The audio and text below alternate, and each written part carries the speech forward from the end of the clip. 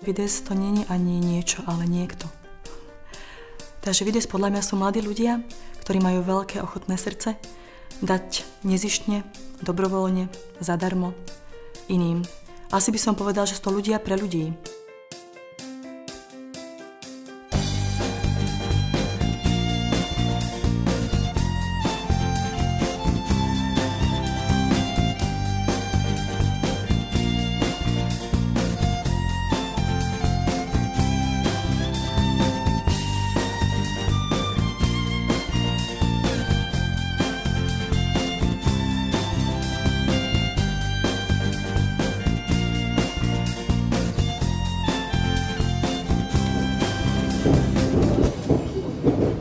Je to medzinárodná organizácia, ktorá sa zameriava na dobrovoľníkov, na prácu s ľuďmi a viac menej tých 5 kľúčových slov, ktoré sú začiatočné písmená aj názvu organizácie, hovorí o tom, že Fides je po celom svete, že sú to zjednotení ľudia, mladí ľudia, dobrovoľníci s misijným záberom, zameraní na rozvoj, ľudský rozvoj, kresťanský a dávajú seba.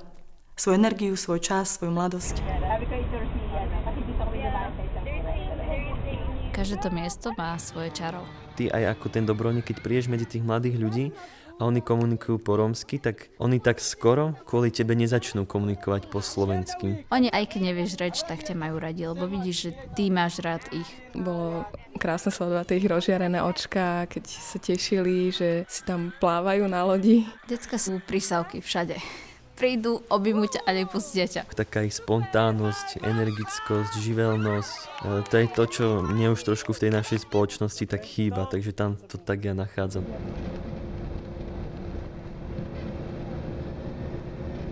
Počas 10 rokov sme začali také projekty dobrovoľníckych táborov misijných na Ukrajine, v Rumunsku, Albánsku.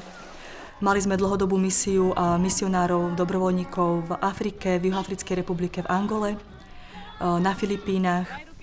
A tá krátkodobá misia môže prebiehať tu na Slovensku v niektorých mestách, kde nás pozývajú.